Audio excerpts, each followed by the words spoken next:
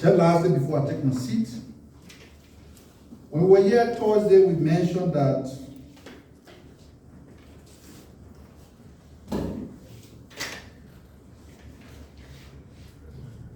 there are people who continue to focus on distracting the country from the current path of progress. They want to be political about things. And to that effect, we mentioned that the former president of the country posted something on his Facebook page. He deleted it. He was cautioned to put himself together and continue to carry himself like a former leader. He's not the only former leader like we got. You got President Salim. You see how she continued to carry herself as an elderly statesperson. Apparently, the former president is not taking heed to our advice, which is very unfortunate.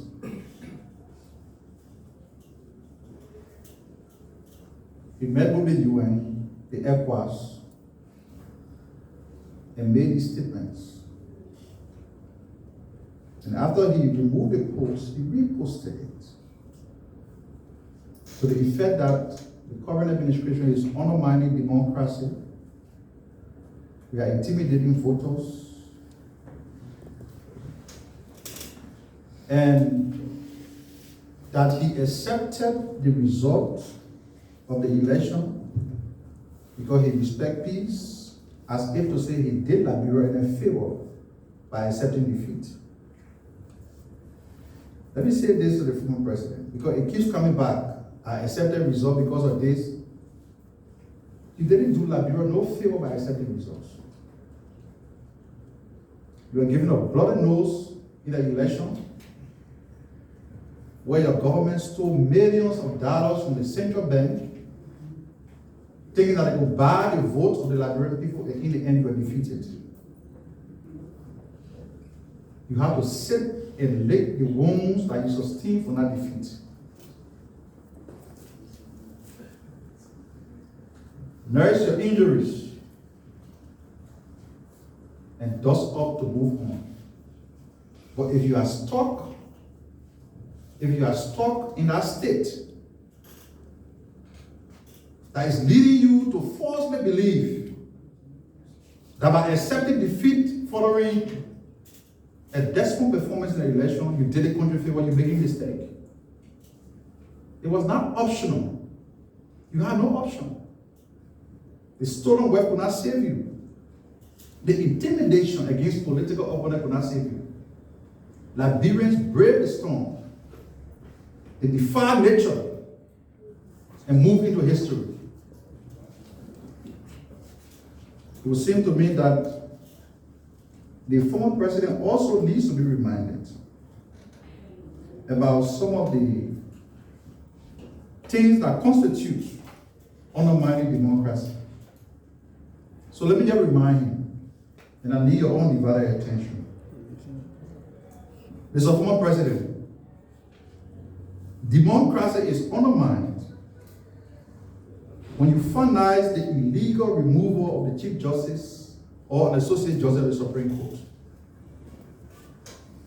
Even though the very ECOWAS you're going to now to give a different picture of what is happening in the country, they intervened, and your government was instructed to do certain things, and you disrespected the outcome of the verdict from the ECOWAS court. Democracy is undermined when professional auditors who are employed in the service of the country who died on unquestionable situations and not a single investigation was concluded. Democracy is undermined when those who disagree with your government are considered enemies of the state. Democracy is undermined when public safety is eroded, and that you as leader of the country will tell citizens to buy CCTV camera for themselves. Democracy is undermined when Liberia as the oldest independent nation on the African continent is reduced to laughing stock on the international scene.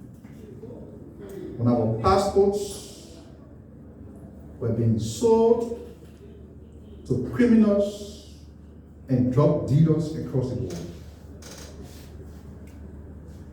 Mr. President, democracy is undermined when security forces, particularly those in the EPS, are reduced to wearing party paraphernalia publicly in a show of loyalty. Democracy is undermined, Mr. Former President, when officials of your government were sanctioned on a daily basis for acts of criminality and human rights offenses, including murder. Mr. Former President, democracy is undermined when you left this country for 48 days, went in the wilderness to watch football game. Democracy is undermined when political opponents are intimidated simply because they disagree with you.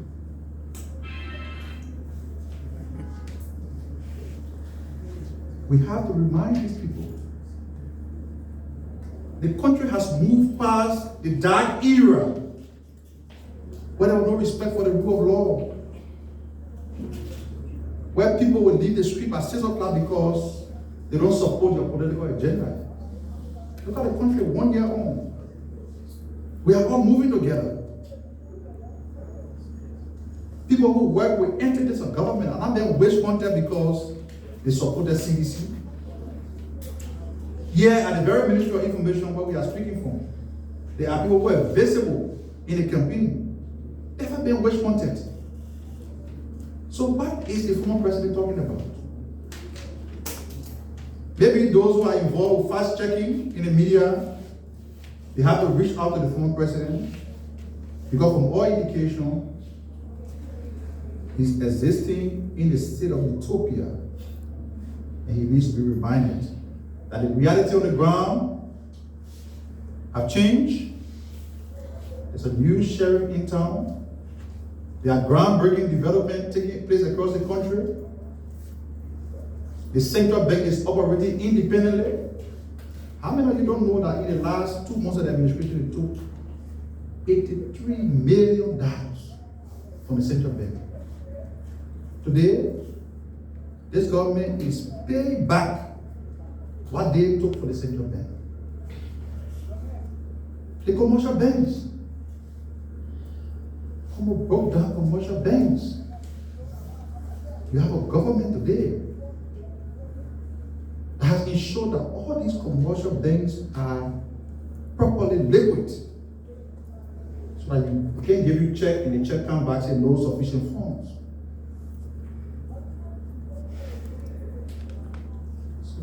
They don't want us to focus on the development path. The record of fighting corruption have been defeated. They have been outperformed. Of course, they were outnumbered. And some of those who are out there, the talk show host, you go on the show, open your wide mouth and get talk. Because talk is free. Well, yeah. When they marched on the University of Liberia campus, brutalized young Catholics.